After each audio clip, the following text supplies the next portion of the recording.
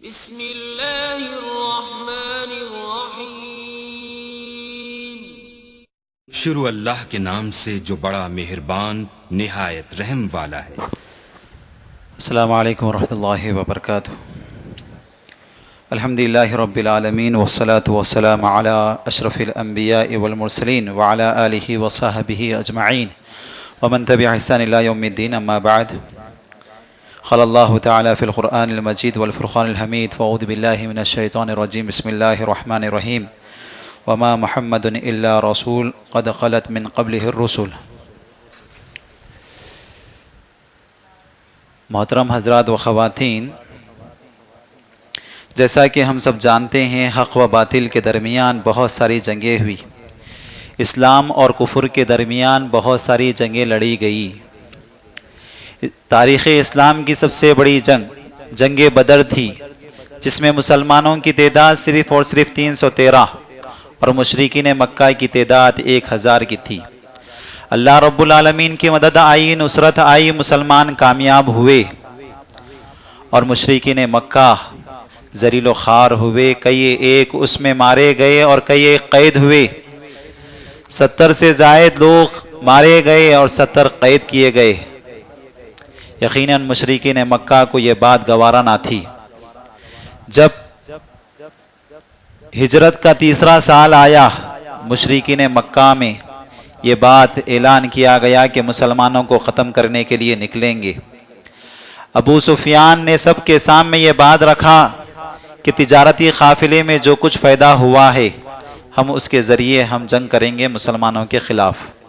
چنانچہ اس نے 3000 لوگوں کو جمع کیا، اکٹھا کیا، اسلام کو ختم کرنے کے لیے، نبی کو ختم کرنے کے لیے۔ پیارے نبی صلی اللہ علیہ وسلم کو خبر نہیں تھی کہ مشرکین مکہ آ رہے ہیں ایک بڑی تعداد کے ساتھ۔ نبی صلی اللہ علیہ وسلم کے چچا حضرت عباس رضی اللہ تعالیٰ عنہ، جو ابھی مسلمان نہیں ہوئے تھے، خط کے ذریعے خبر دی۔ اللہ کے نبی صلی اللہ علیہ وسلم اس وقت مسجد قباء میں تھے۔ خط آیا، اللہ کے نبی صلی اللہ علیہ وسلم نے کسی صحابی سے پڑھایا، پھر اللہ کے نبی صلی اللہ علیہ وسلم فوراً مدینہ آئے۔ کبار صحابہ جو مہاجرین اور انصار میں سے تھے، اللہ کے نبی صلی اللہ علیہ وسلم نے ان کو بٹھایا اور مشورہ پوچھا کہ کیا کریں، مشرکین مکہ کی ایک بہت بڑی فوج آ رہی ہے۔ پھر اللہ کے نبی صلی اللہ علیہ وسلم نے خود اپنے خواب بتائے۔ میں نے خواب میں دیکھا کہ بیل ذبح ہو رہے ہیں۔ اللہ کے نبی صلی اللہ علیہ وسلم کا اشارہ تھا کہ خاندان میں کسی ایک بڑے فرد کا انتقال ہونے والا ہے، شہید ہونے والے ہیں۔ پھر اللہ کے نبی صلی اللہ علیہ وسلم نے کہا، میں خواب میں دیکھا میری تلوار کے سرے پر ایک بڑا نشان ہے خون کا، تو گویا کہ خاندان کے ایک فرد شہید ہونے والے ہیں۔ جو بیل کے تعلق سے اللہ کے نبی صلی اللہ علیہ وسلم نے فرمایا کہ کئی ایک صحابہ اس جنگ میں شہید ہونے والے ہیں۔ تیسری بات، اللہ کے نبی صلی اللہ علیہ وسلم نے کہا کہ میں نے دیکھا خواب میں کہ میں اپنی تلوار کو نیام میں رکھا ہوا ہوں۔ اشارہ تھا کہ ہمیں مدینے میں رہ کر لڑنا چاہیے۔ یہ اللہ کے نبی صلی اللہ علیہ وسلم نے صحابہ کے سامنے خواب کو بتایا۔ لیکن صحابہ رضی اللہ عنہم اجمعین جو جنگ بدر میں شریک نہیں ہو سکے تھے، ان لوگوں کے دلوں میں جذبہ تھا۔ ان لوگوں نے کہا، اللہ کے نبی صلی اللہ علیہ وسلم جنگ کا موقع ملا ہے، اللہ نے ہم کو عطا کیا ہے، ہم ضرور جائیں گے، باہر لڑیں گے، مشرکین کو مار باہر کریں گے۔ ان میں پیش اللہ کے نبی صلی اللہ علیہ وسلم کے خود چچا حضرت حمزہ رضی اللہ تعالیٰ عنہ تھے۔ اللہ کے نبی صلی اللہ علیہ وسلم نے جب صحابہ کے شوق اور جذبے کو دیکھا تو کہا، ٹھیک ہے، جنگ باہر ہوگی۔ اللہ کے نبی صلی اللہ علیہ وسلم عصر کی نماز کے بعد زریں پہن کر باہر آئے۔ یہاں صحابہ کو محسوس ہوا کہ ہم زبردستی اللہ کے نبی صلی اللہ علیہ وسلم کو مدینے کے باہر نکال رہے ہیں۔ تو اللہ کے نبی صلی اللہ علیہ وسلم کے پاس صحابہ آ کر کہنے لگے، اللہ کے نبی صلی اللہ علیہ وسلم، آپ کے مشورے کے مطابق، آپ کے حکم کے مطابق ہم مدینے میں رہ کر لڑیں گے۔ اللہ کے نبی صلی اللہ علیہ وسلم نے کہا، جنگ کا لباس جب کوئی نبی پہن لیتا ہے اس وقت تک نہیں اتارتا جب تک کہ دشمن کا مقابلہ نہ ہو جائے۔ اب ہمیں مدینے کے باہر ہی جا کر لڑنا ہوگا۔ اللہ کے نبی صلی اللہ علیہ وسلم نے صحابہ کو اکٹھا کیا، فوج تیار کیے، تو اس وقت مسلمانوں کی تعداد 1000 کی تھی۔ جو اللہ کے نبی صلی اللہ علیہ وسلم نے جب یہ مشورہ دیا تھا کہ ہم مدینے میں ہی رہ کر لڑیں گے، تو اس وقت منافقوں کا سردار عبداللہ بن ابی، اس نے بھی یہی کہا کہ ہم مدینے میں رہ کر لڑیں گے، لیکن وہ اس لیے نہیں کہ نبی صلی اللہ علیہ وسلم کی تائید کرتے ہوئے، بلکہ وہ جنگ سے بزدلی کرتے ہوئے وہ یہ کہہ رہا تھا کہ ہم مدینے میں رہیں گے۔ بہرحال مشرکین مکہ بڑی فوج کے ساتھ، ابو سفیان 3000 فوج کے ساتھ بڑی تیاری کے ساتھ نکل کر آیا تھا۔ جب بدر کے قریب پہنچے، اللہ کے نبی صلی اللہ علیہ وسلم بھی اپنی فوج کے ساتھ جب پہنچے، صبح ہوئی فجر کی نماز کے ساتھ، تو یہاں مشرکین مکہ 3000 کے ساتھ کھڑے ہوئے ہیں سامنے، اور مسلمان 1000 فوج کے ساتھ کھڑے ہوئے ہیں۔ اسی عین موقع پر منافقوں کا سردار عبداللہ بن ابی، اس نے کہا کہ میرا تو ارادہ مدینے میں رہ کر لڑنے کا تھا، آپ مجھے زبردستی نکال کر لائے ہیں، میں نہیں لڑوں گا اور اپنی فوج کو اپنے ساتھ لے جاتا ہوں۔ جو منافقین تھے اور کمزور ایمان والے تھے، ابھی اسلام قبول کیے تھے، عبداللہ بن ابی کے باتوں میں آ گئے۔ عین موقع پر جب دشمن سامنے ہیں، اس وقت دھوکہ دے دیا اور 300 لوگوں کو لے کر نکل گیا۔ تو غور کر دیکھیے، جب سامنے دشمن ہو، ایسی حالات میں مسلمانوں کے درمیان یہ بات چیت ہوتے ہوئے 300 لوگ نکل گئے، تو اس وقت مسلمانوں کے دلوں میں کس قدر کمزوری آئے گی، اور مشرکین مکہ کے دلوں میں کس قدر جذبے اٹھیں گے۔ بہرحال اللہ رب العالمین کا وعدہ تھا، اللہ کی نصرت آئے گی۔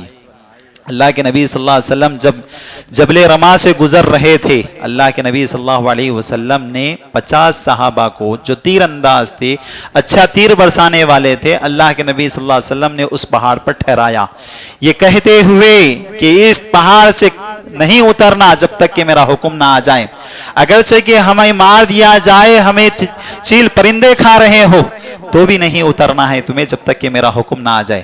اللہ کے نبی صلی اللہ علیہ وسلم نے عبداللہ بن جبیر رضی اللہ تعالی عنہ کو امیر بنا کر وہاں منتخب کیا تھا۔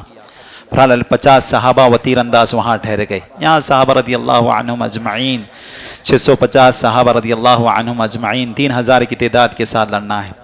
مسلمانوں میں ایمانی جذبہ تھا، اللہ کی مدد آئے گی، نصرت آئے گی، اس پر بالکل یقین تھا۔ تو یہاں جب جنگ شروع ہوئی، مسلمانوں نے جذبے کے ساتھ لڑا، صفوں کی صفیں چیرتے ہوئے آگے بڑھنے لگے، یہاں تک کہ مشرکین مکہ کی جو آخری صف تھی، جو عورتوں کی صف، مشرکین مکہ جب نکل رہے تھے اپنے ساتھ عورتوں کو بھی لے کر آئے تھے، اس حد تک پہنچ چکے تھے۔ یہاں دیکھا گیا جو جھنڈا مشرکین کا تھا وہ گر چکا ہے، اور مشرکین بھاگ رہے ہیں میدان چھوڑ کر۔ تو مسلمانوں سے 2 غلطیاں ہوئی۔ ایک سب سے پہلی خطا یہ ہوئی جب ان لوگوں نے دیکھا کہ جھنڈا گر چکا ہے اور مشرکین بھاگ رہے ہیں، مسلمانوں نے مال غنیمت کو دیکھنا شروع کر دیا، دیکھنے لگے کہ یہ مال نیچے گرا ہوا ہے، اٹھانا شروع کر دیے، مال غنیمت لوٹنا شروع کر دیے۔ دنیا یہاں آ گئی تو وہاں جو لوگ کھڑے ہوئے تھے 50 صحابہ رضی اللہ عنہم اجمعین نے دیکھا کہ یہاں ہم کامیاب ہو چکے ہیں اور مسلمان مال غنیمت لوٹ رہے ہیں، وہ پہاڑ سے اترنے لگے۔ عبداللہ بن جبیر رضی اللہ تعالیٰ عنہ نے کہا اللہ کے نبی صلی اللہ علیہ وسلم کا بھی حکم نہیں آیا، ہم یہیں ٹھہریں گے، لیکن ان کی ایک بات نہیں مانے۔ 40 صحابہ رضی اللہ عنہم اجمعین پہاڑ سے اتر پڑے۔ جب مشرکین مکہ جو بھاگ رہے تھے، خالد بن ولید اس جنگ کے سب سے بڑے کردار نبھانے والوں میں سے تھے، جب انہوں نے دیکھا کہ پیچھے کا حصہ خالی ہو چکا ہے، تو وہ اپنی فوج کو لے کر پیچھے کے حصے سے حملہ کیے۔ تو وہاں پر جو مسلمان مال غنیمت لوٹ رہے تھے، ان لوگوں کو پتہ نہیں چلا کہ پیچھے سے مشرکین مکہ پھر سے آ چکے ہیں۔ اس قدر غفلت میں تھے مال لوٹنے میں کہ جب پیچھے پلٹ کر دیکھے تو پتہ نہیں چلا کہ کون مسلمان ہے کون کافر ہے، اپنے آپ مارنے لگے، حتیٰ کہ جیتی ہوئی جنگ بڑے نقصانات سے دوچار ہونا پڑا۔ بہت سارے لوگ کہتے ہیں یہ جنگ ہار گئے، ہرگز نہیں ہارے۔ جنگ کے 3 اصول ہوتے ہیں، ہارنے کے 3 اصول ہوتے ہیں، میں یہ بتا دوں۔ پہلا اصول یہ ہوتا ہے کہ جھنڈا گر جائے، یا مسلمانوں کا جھنڈا نہیں گرا۔ دوسری ہارنے کی علامت یہ ہوتی ہے کہ سپہ سالار کا قتل ہو۔ پیارے نبی صلی اللہ علیہ وسلم اس جنگ میں سپہ سالار تھے، اللہ کے نبی صلی اللہ علیہ وسلم کا قتل نہیں ہوا۔ تیسری علامت یہ ہوتی ہے کہ میدان جنگ کو چھوڑ کر بھاگ جانا، یا مسلمان بھاگے نہیں، یہاں یہ جنگ میں مسلمانوں کا بڑا نقصان ہوا، 70 سے زائد صحابہ رضی اللہ عنہم اجمعین شہید ہوئے۔ اللہ نے کہا کہ تم نے ایک غلطی کی کہ ایک تو تمہارے دلوں میں یہاں دنیا کی متاع آ گئی اور مال کو لوٹنے میں لگ گئے، جس کے سبب یہ نقصان سے تمہیں جو دو چار ہونا پڑا۔ دوسرا، جو تم نے اللہ کے نبی کی جو نافرمانی کی، جس کے سبب یہ نقصان تمہیں ہوا ہے، اللہ کی مدد چھین لی گئی ہے۔ تو بتانا یہ ہے کہ جنگ بدر، جنگ احد کا اللہ رب العالمین نے اس صورت میں سورہ آل عمران میں بڑی تفصیلات کے ساتھ ذکر کیا۔ اس کے بعد اللہ رب العالمین یہ بات کہتا ہے اس سورے میں کہ نبی صلی اللہ علیہ وسلم کی بعثت، نبوت یقیناً تمہارے لیے بہت بڑا اللہ کی جانب سے احسان ہے۔ اللہ کے نبی صلی اللہ علیہ وسلم نہیں ہوتے تو تمہیں یہ رشد و ہدایت نہیں ملتی، تم ہدایت نہیں پا سکتے تھے۔ اللہ رب العالمین کہتا ہے لقد من اللہ علی المؤمنین، اللہ نے یہ مومنوں پر یہ احسان کیا ہے کہ اللہ نے انہی کے درمیان سے انہی میں سے ایک نبی کو بھیجا، جو ایسا نبی جو تمہارے لیے تڑپتا ہے، تمہارے سامنے اللہ کی آیتیں پڑھ کر سناتا ہے، تمہارا تزکیہ کرتا ہے، تمہیں سکھاتا ہے اللہ کی کتاب کو، حکمت کو۔ اگر وہ نہ ہوتے تم بڑی گمراہی میں ہوتے۔ غور کر دیکھیے نبی صلی اللہ علیہ وسلم کی حیثیت کس قدر تھی۔ اللہ کے نبی صلی اللہ علیہ وسلم میرے اور آپ کے لیے راتوں میں اٹھنا، تڑپنا، دعائیں کرنا، اور اس قدر اللہ کے نبی صلی اللہ علیہ وسلم کے جذبات ہوتے کہ کسی بھی طریقے سے یہ امت بچ جائے اور نارے جہنم سے بچ کر جنت کی طرف آ جائے۔ اللہ رب العالمین کہہ دیا کہ اے اللہ کے نبی صلی اللہ علیہ وسلم، ایسا محسوس ہوتا ہے کہ آپ ان لوگوں کی فکر میں خود کو ضائع کر دیں گے، خود کو ضائع کر دیں گے۔ اللہ نے کہا یہ تڑپ، یہ جستجو، یہ راتوں میں اٹھ کر دعائیں کرنا، ایسا محسوس ہوتا ہے کہ آپ اپنی جان کو قربان کر دیں گے اس امت کے لیے۔ تو پیارے نبی صلی اللہ علیہ وسلم نے بہت کچھ دیا امت کو، بہت کچھ دیا امت کو، اور کہا اللہ کے نبی صلی اللہ علیہ وسلم نے جو احسان ہم پر کیا ہے، اگر ہم اپنی پوری زندگی نبی صلی اللہ علیہ وسلم پر درود پڑھتے رہیں تو بھی ہم اس کا حق ادا نہیں کر سکتے۔ لیکن معلوم ہونا چاہیے، ایک نقطہ میں آپ کو بتاتا ہوں، اللہ کے نبی صلی اللہ علیہ وسلم نے اس امت کو بہت کچھ دیا، کچھ نہیں مانگا، کچھ نہیں مانگا، مجھ سے اور آپ سے کچھ نہیں مانگا، صرف اور صرف ایک چیز مانگتے ہیں۔ آپ کو پتا ہونا چاہیے اللہ کے نبی صلی اللہ علیہ وسلم نے کہا کہ جب اذان ہو، اذان کے بعد اذان کی کلمات کا جواب دو، جواب دینے کے بعد پیارے نبی صلی اللہ علیہ وسلم پر درود بھیجو اور میرے لیے مقام محمود مانگو، میرے لیے مقام محمود تم مانگو۔ امت سے کہہ رہے ہیں اللہ کے نبی صلی اللہ علیہ وسلم، اللہ تعالیٰ یہ مقام محمود کسی ایک بندے کو دینے والا ہے، امید ہے کہ اللہ تعالیٰ مجھے دے گا۔ جو کوئی یہ نماز کے بعد مقام محمود میرے لیے مانگے گا، میں اس کے حق میں سفارش کروں گا۔ تو پتا چلا کہ نبی صلی اللہ علیہ وسلم کے حقوق میں جو ہمیں ادا کرنا ہے وہ کیا ہے؟ اذان کے کلمات کا جواب دینا، نبی پر درود بھیجنا اور اذان کے بعد کی دعا پڑھنا۔ اللہم رب هذه الدعوۃ التامۃ، جس دعا میں ہم یہ کہتے ہیں اے اللہ پیارے نبی صلی اللہ علیہ وسلم کو مقام محمود عطا فرمائے، یہ جو دعا ہم کرتے ہیں تو یہ حق ہے پیارے نبی صلی اللہ علیہ وسلم کا۔ اسی طریقے سے اللہ رب العالمین اس سورے میں کہتا ہے، سورہ آل عمران میں، جنگ احد میں جو شہداء ہوئے ہیں، شہید ہوئے ہیں، یقیناً انہیں اموات نہ کہو، مردے نہ کہو، یہ اللہ کے پاس زندہ ہے، اللہ انہیں بے انتہا روزی سے نواز رہا ہے، یہ اللہ کے پاس خوش ہیں جو اللہ رب العالمین نے ان کے جو اپنا فضل ان پر کیا ہے۔ یقیناً یہ خواہش رکھ رہے ہیں کہ جو آنے والے لوگ ہیں وہ اسی طریقے سے ہماری طرح اپنی جانوں کو قربان کریں۔ اسی طریقے سے اللہ رب العالمین اس سورے میں یہ بھی بتایا کہ جب جنگ احد ہو گئی، جنگ احد ہونے کے بعد مسلمان زخمی تھے، مدینے کی طرف آ چکے تھے، مشرکین مکہ نکل چکے تھے جنگ احد چھوڑ کر، میدان جنگ چھوڑ کر نکل چکے تھے، لیکن جب آگے بڑھ چکے تھے، جب انہیں احساس ہوا، یہ خیال آیا کہ ہم نے پوری طریقے سے مسلمانوں کو قتل نہیں کیا، ختم نہیں کیا، ہمیں چاہیے تھا کہ ہم جنگ احد سے سیدھا مدینہ جاتے اور وہاں مسلمانوں کے گھروں کو تباہ کر دیتے، اس طریقے سے اسلام پورا مٹ جاتا۔ جب ان کے دلوں میں یہ خیالات آئے اور اللہ کے نبی صلی اللہ علیہ وسلم کو یہ خبر پہنچی کہ یہ پھر سے مشرکین مکہ مدینے کی طرف رخ کرنے والے ہیں، اللہ کے نبی صلی اللہ علیہ وسلم نے صحابہ میں اعلان کیا، کہا کہ مشرکین مکہ پھر دوبارہ لڑنے کے لیے آ رہے ہیں، تیار ہو جاؤ۔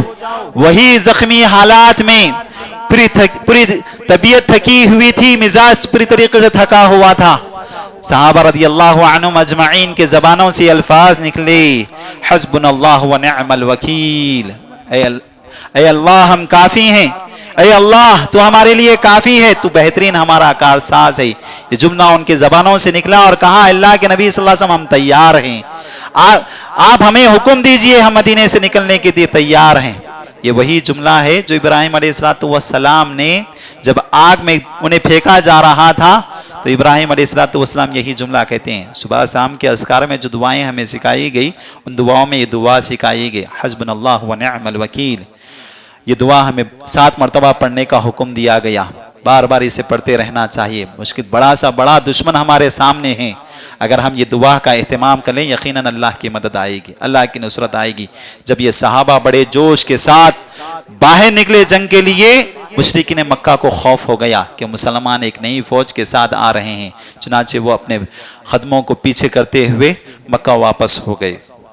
اسی طریقے سے اللہ رب العالمین جنگ احد میں جو منافقوں کا کردار تھا، اللہ رب العالمین بتاتا ہے کہ منافقین جو شیاطین کے بھائی ہیں، وہ لوگ شیاطین کی باتوں میں آ کر کمزور ایمان والوں کو ساتھ میں لے کر نکل گئے۔ اللہ تعالیٰ کہتا ہے یہ منافقین بڑے غرور و تکبر میں رہتے ہیں اور ہمیشہ مسلمانوں کو دھوکہ دینا چاہتے ہیں۔ اللہ تعالیٰ کہتا ہے حقیقت میں یہ ان لوگوں نے اپنے آپ کو دھوکہ دیا۔ اسی طریقے سے ان آیتوں میں ایک مشہور آیت سورہ آل عمران کی یہ گزری، کل نفس ذائقۃ الموت، کہ ہر انسان کو موت کا مزہ چکھنا ہے۔ پیارے نبی صلی اللہ علیہ وسلم کی محبت میں صحابہ رضی اللہ عنہم اجمعین اس قدر محبت کیا کرتے تھے کہ آپ غور کر دیکھو، جب اللہ کے نبی صلی اللہ علیہ وسلم کی وفات ہوئی، حضرت عمر ابن خطاب رضی اللہ تعالی عنہ اپنی نیام سے تلوار نکال بیٹھے اور کہا جس نے مجھے یہ کہا کہ محمد کا انتقال ہوا، محمد صلی اللہ علیہ وسلم کا انتقال ہوا، میں اپنی تلوار سے اس کا سر قلم کر دوں گا۔ ابو بکر رضی اللہ تعالی عنہ کو معلوم ہوا کہ کچھ صحابہ انکار کر رہے ہیں، ممبر پر تشریف لائے اور وہ آیت پڑھتے ہیں، وما محمد الا رسول قد خلت من قبلہ الرسل، کہا کہ محمد بھی انتقال کر جائیں گے، اس سے پہلے جو رسول آئے ہیں، جو پیغمبر آئے ہیں، جو انبیاء آئے ہیں وہ بھی گزر چکے ہیں۔ اللہ انہیں ایک مشن دے کر بھیجتا ہے، ایک کام دے کر بھیجتا ہے، جب وہ کام مکمل ہو جاتا ہے اللہ رب العالمین انہیں وفات دیتا ہے۔ تو ہر انسان کو موت کا مزہ چکھنا ہے، ضرورت ہے کہ اس موت کو ہمیشہ یاد رکھے۔ کامیاب انسان وہ ہے جو یہ گنتا ہے کہ میں نے کتنی زندگی گزار دی ہے، اب کتنا وقت میرے لیے باقی ہے، اور انسان کی موت کبھی بھی کہیں بھی آ سکتی ہے، یہ اللہ ہے اس کو بہتر جانتا ہے۔ اسی طریقے سے سورہ آل عمران کی آخری 10 آیتیں جو بڑی اہمیت کے حامل ہیں، سورہ آل عمران کی آخری 10 آیتوں میں اللہ رب العالمین نے اللہ تعالیٰ سے جڑنے کا ذریعہ بتایا۔ سب سے پہلے میں ان 10 آیتوں کی فضیلت آپ کو بتا دوں کہ یہ 10 آیتیں سورہ آل عمران کی، اللہ کے نبی صلی اللہ علیہ وسلم جب راتوں میں اٹھتے تھے تہجد کے لیے یہ 10 آیتوں کی تلاوت کیا کرتے تھے، اور ہمیں بھی یہ حکم دیا گیا کہ جب راتوں میں اٹھو تو یہ 10 آیتوں کی تلاوت کرو۔ یہ آیتوں میں کیا ہے؟ اللہ تعالیٰ کی جو تخلیق ہے، اللہ رب العالمین نے جو مخلوقات بنائے اس پہ غور و فکر کرنا۔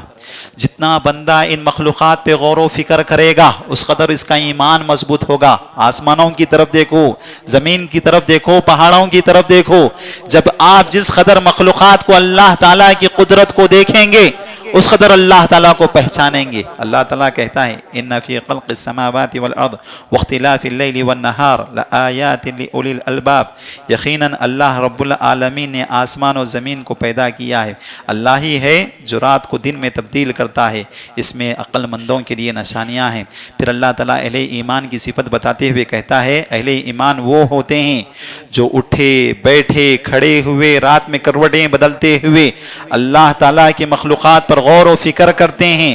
جب وہ غور و فکر کرتے ہیں، جب اس نتیجے پر پہنچتے ہیں تو ان کی زبانوں پر یہ الفاظ نکلتے ہیں، ربنا ما خلقت ھذا باطلا، اے اللہ تو نے انہیں بیجا پیدا نہیں کیا، سبحانک تیری ذات پاک ہے، فقنا عذاب النار، اے اللہ ہمیں جہنم کی آگ سے بچا۔ اس کے بعد اہل ایمان کی دعا اللہ رب العالمین نقل کرتے ہوئے کہتا ہے، اہل ایمان کہتے ہیں اے پروردگارا ہمیں اس آگ میں داخل نہ کر جس میں ذلت ہے، رسوائی ہے، جو ظالم ظالموں کے لیے تیار کیا گیا ہے، یقیناً ظالموں کا کوئی مددگار نہیں۔ اے پروردگارہ، جب اللہ کے بندے نے ہمیں بلایا، یعنی نبی نے ہمیں جب بلایا، نبی کے احکامات ہم پر پہنچے، یقیناً ہم نے کہا کہ ہم اپنے پروردگار پر ایمان لائے۔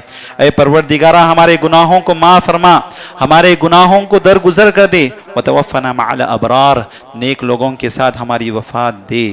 اس کے بعد اللہ رب العالمین ان کافروں کا تذکرہ کرتا ہے جو اس دنیا میں عیش و عشرت کے ساتھ زندگی گزارتے ہیں۔ اللہ تعالیٰ کہتا ہے اہل ایمان سے مخاطب ہو کر، مجھ سے اور آپ سے مخاطب ہو کر کہتا ہے، یہ کافر جس کو تم دیکھ رہے ہو عیش و عشرت کے ساتھ زندگی گزار رہے ہیں، بڑے مزے کے ساتھ اس دنیا میں زندگی گزار رہے ہیں، تم ہرگز مایوس نہ ہو انہیں دیکھ کر۔ یہ عیش و عشرت جو تم انہیں دیکھ رہے ہو، یہ صرف اور صرف دنیا کی حد تک ہے۔ یقیناً جو تم تندرستی میں بڑے مسائل کے ساتھ، بڑے مشکلات کے ساتھ زندگی گزار رہے ہو، یہ صرف اور صرف تمہارے لیے دنیا میں ہے، وہاں راحت تمہیں ملے گی۔ اللہ کے نبی صلی اللہ علیہ وسلم نے کہا، یقیناً دنیا کافر کے لیے جنت ہے اور مومنوں کے لیے آزمائش کی جگہ ہے۔ یہاں سب کچھ ملے گا کافر کو، وہاں کچھ نہیں رہے گا۔ اور اگر ہم یہاں عیش و عشرت کے ساتھ زندگی گزاریں گے، سکون کے ساتھ زندگی گزاریں گے، اللہ کی نافرمانی میں زندگی گزاریں گے، یقین مانیے کل قیامت کے دن ہمیں کچھ نہیں ملنے والا ہے۔ یہاں تکلیف اٹھاؤ، وہاں جنت پاؤ، راحت پاؤ، جو ہمیشہ کی زندگی ہے۔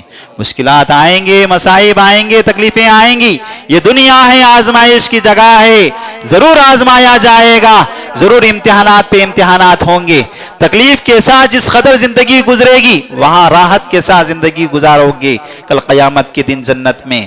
یقیناً یہ کافروں کو دیکھ کر تم ہرگز مایوس نہ ہو، یہاں وہ عیش و عشرت کی زندگی گزار رہے ہیں، سب کچھ انہیں یہاں ملے گا، سب کچھ انہیں یہاں ملے گا، وہاں کل آخرت میں ان کے لیے کچھ نہیں ہے۔ اسی طریقے سے آخری آیت سورہ آل عمران کی، جس میں اللہ رب العالمین اہل ایمان سے مخاطب ہو کر کہتا ہے، یا ایھا الذین آمنوا اصبروا وصابروا، اے ایمان والو صبر کرو، صبر کی تلقین کرو، ورابطوا، ہمیشہ جمے رہو، ہمیشہ تیار رہو اللہ کی راہ میں، واتقوا اللہ، اللہ تعالیٰ سے ہمیشہ ڈرتے رہو، لعلکم تفلحون، شاید کہ تم کامیاب ہو جاؤ۔ یہاں سورہ آل عمران کی آیتیں ختم ہوئی۔ اس کے بعد جو سورہ ہے سورۃ النساء ہے، بڑا طویل سورہ ہے۔ سورہ آل عمران کے بعد جو لمبے سوروں میں سورۃ النساء ہے۔ سورۃ النساء 1.5 پارے پر مشتمل ہے۔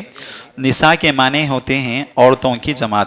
اسلام نے عورت کے تمام مسائل کو حل کیا۔ آپ دیکھیے، اگر آپ قرآن مجید پڑھیں گے تو اللہ رب العالمین نے خصوصی طور پر عورتوں کے احکام بتانے کے لیے سورۃ النساء، سورۃ النور کو نازل فرمایا۔ صحابیات کہتے ہیں کہ ہر عورت کو چاہیے کہ وہ سورۃ النساء کی بڑی گہرائی کے ساتھ مطالعہ کریں، سورۃ النور کی گہرائی کے ساتھ مطالعہ کریں گے، انہیں معلوم ہوں گے کہ اسلام میں کیا مسائل ہیں عورتوں کے۔ یقیناً عورت، اگر ہم زمانے جاہلیت کی بات کریں، کچھ نہ تھا، گمشدہ تھی، اسے کوئی حیثیت نہ تھی، کوئی مقام نہیں تھا۔ اسلام آیا، انہیں بڑا مقام دیا۔ آپ غور کر دیکھیے، زمانے جاہلیت میں پیارے نبی صلی اللہ علیہ وسلم کی زمانے سے پہلے جو زمانے جاہلیت تھا، کس طریقے سے اس پر ظلم و ستم کیا جاتا تھا۔ پیارے نبی صلی اللہ علیہ وسلم ایک مرتبہ گزر رہے تھے، ایک گھر سے عورت کے رونے کی آواز آئی۔ اللہ کے نبی صلی اللہ علیہ وسلم نے ماجرا دریافت کیا کہ کیا ہو رہا ہے۔ دیکھا کہ وہاں ایک مالک اپنی لونڈی کو پیٹ رہا ہے۔ اللہ کے نبی صلی اللہ علیہ وسلم کو برداشت نہیں ہوا، جا کر روکنے کی کوشش کرے تو کہا اس کے مالک نے، یہ ہمارے گھر کا معاملہ ہے، آپ عمل دخل نہ دیں۔ اللہ کے نبی صلی اللہ علیہ وسلم کر بھی کیا کر سکتے تھے؟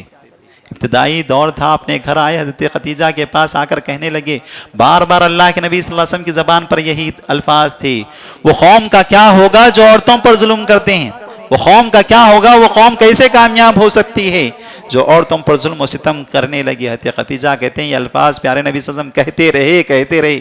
میں نے کہا، اللہ کے نبی صلی اللہ علیہ وسلم آپ آرام کیجئے، صبح میں اس کا کچھ کرتی ہوں۔ تو جب اللہ کے نبی صلی اللہ علیہ وسلم کو چین کی نیند آئی، یقیناً اسلام نے عورتوں کو بہت کچھ دیا۔ جب اسلام آیا تو اس قدر اسلام نے عورتوں کے حقوق بتائے تو کہنے والوں نے کہا کہ عورت ظہور اسلام کے بعد ایک نئی مخلوق کا نام ہے۔ کیا کیا نہیں کیا جاتا تھا زمانے جاہلیت میں، سوچ کر دیکھیے۔ گھر میں کسی عورت کی خوشخبری دی جاتی، بیٹی کی خوشخبری دی جاتی، چہرے بدل جاتے، بچیوں کو زندہ درگور کر دیا جاتا تھا، ان پر ظلم و ستم کیا جاتا تھا، وہ ایام آتے جس سے ان سے مباشرت نہیں کیا جا سکتا تھا تو وہ ان عورتوں کو اپنے گھر سے باہر رکھا کرتے تھے، جانوروں کی طرح رکھا کرتے تھے۔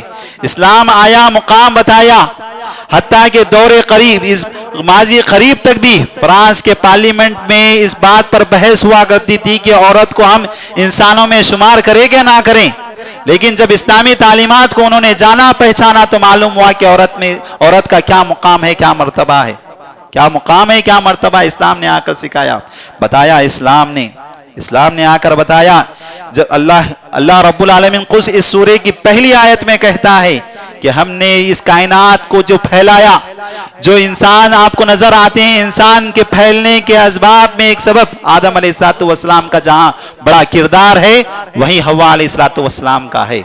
اگر حوا نہ ہوتے تو یہ کائنات نہ پھیلتی، یہ انسان نہ پھیلتے۔ انسان کی جو نشو نما ہوئی ہے یہ حوا علیہ السلام کے ذریعے اللہ رب العالمین نے پہلی آیت میں کہا۔ پیارے نبی صلی اللہ علیہ وسلم نے کئی ایک مقامات پر مردوں کو بتایا کہ اگر جنت چاہتے ہو تو عورتوں کے ساتھ اس نے سلوک کرو۔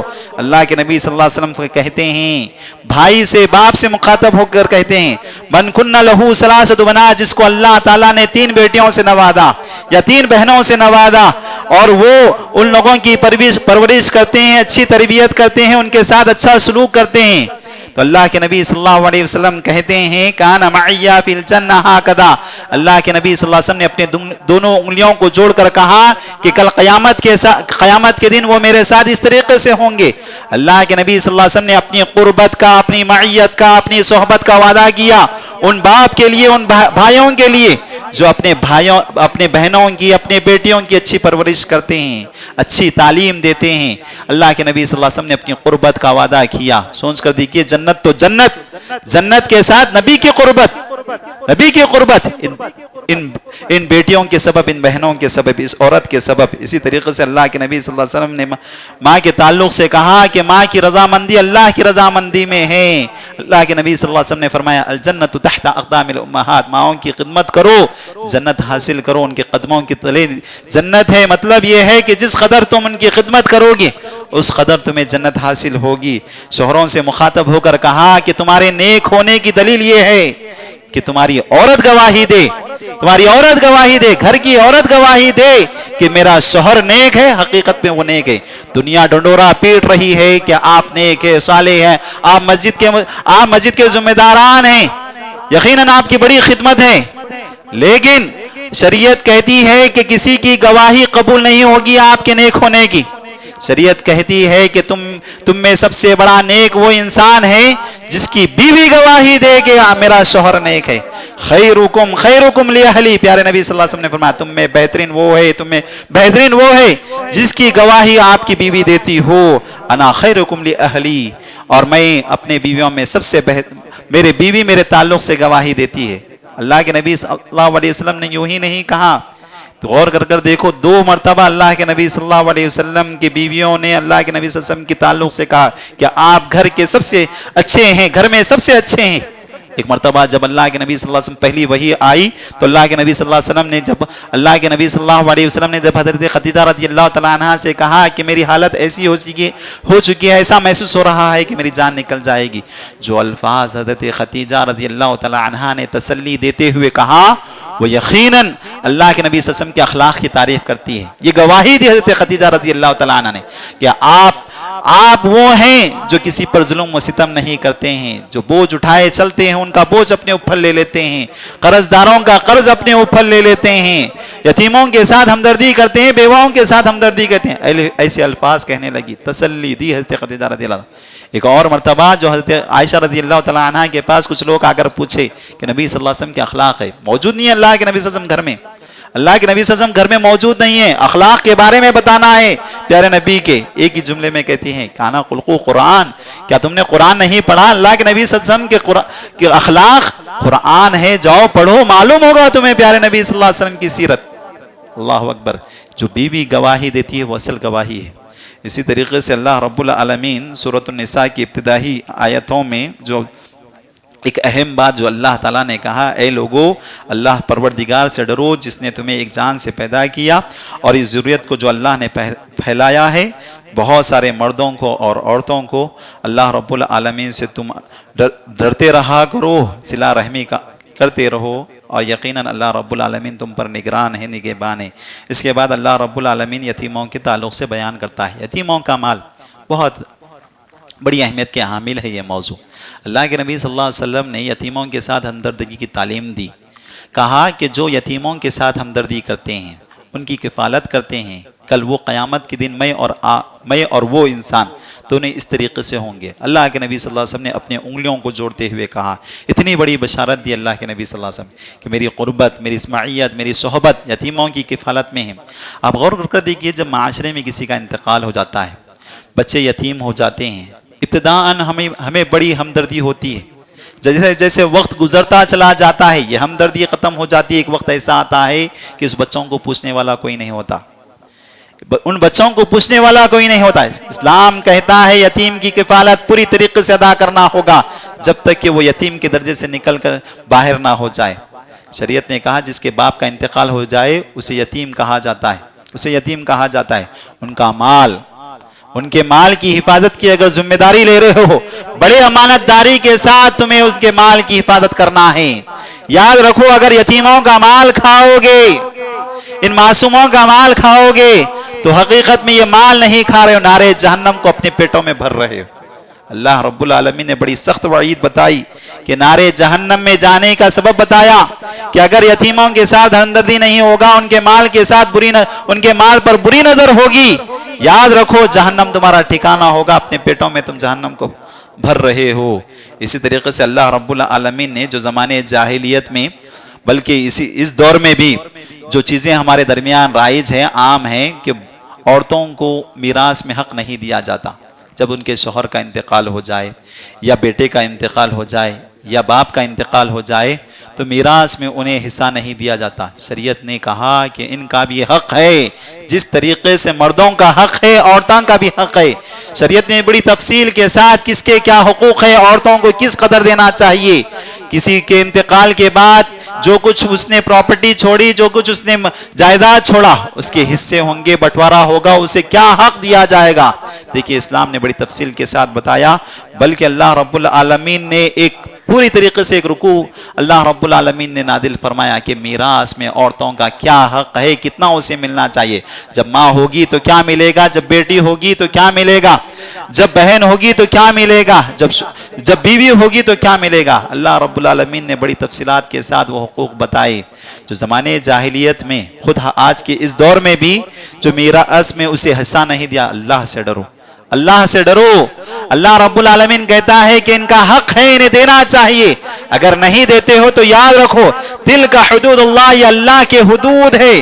جو اللہ کے حدود کی فرما برداری کرتے ہیں اللہ تعالیٰ انہیں جنت دیتا ہے، ایسی نہروں میں وہ جائیں۔ ایسی نہریں ہیں جنت میں جس کے ایسی جنت ہیں جس کے نیچے سے نہریں بہ رہی ہیں، اس میں وہ ہمیشہ ہمیشہ رہیں گے۔ پھر اللہ رب العالمین کہتا ہے وَمَن يَعْصِ اللَّهَ، جو اللہ اور اس کے رسول کی نافرمانی کریں گے اور یہ حدود کو نہیں اپنائیں گے، حدود سے بغاوت کریں گے، یہ عورتوں کو حق نہیں دیں گے، اللہ رب العالمین انہیں ایسی آگ میں داخل کرے گا جس میں وہ ہمیشہ ہمیشہ رہیں گے اور یہ دردناک عذاب میں مبتلا ہو کر رہیں گے۔ اللہ اکبر۔ آج غور کر دیکھیے، جب کسی عورت کا حق کوئی کھا جاتا ہے، کوئی حق کھا جاتا ہے، وہ اپنی زندگی میں سکون کے ساتھ نہیں رہ سکتا۔ بھائیوں کا حق بہنوں کا حق بھائی نے کھا لیا، بھائیوں کا حق بہنوں کا جو حق تھا بھائی کھا لیا، وہ سکون کی زندگی نہیں گزار سکتا، ہرگز نہیں گزار سکتا، کیونکہ اس نے اللہ کے حدود سے بغاوت کیا۔ وہ کتنا بھی اپنے آپ کو سکون بتائے، وہ سکون سے رہ نہیں سکتا۔ تو یہ حدود ہے اللہ رب العالمین کے۔ بہرحال ایسے بہت ساری آیتیں ہیں سورۃ النساء میں جو عورتوں کا مقام و مرتبہ بتایا گیا۔ انشاءاللہ بہت ساری باتیں آئے گی۔ اللہ رب العالمین سے دعا ہے کہ اے پروردگارہ سننے سے زیادہ، کہنے سے زیادہ عمل کی توفیق عطا فرمائے۔ آمین یا رب العالمین۔ الحمدللہ رب العالمین، صلی اللہ علیہ وسلم۔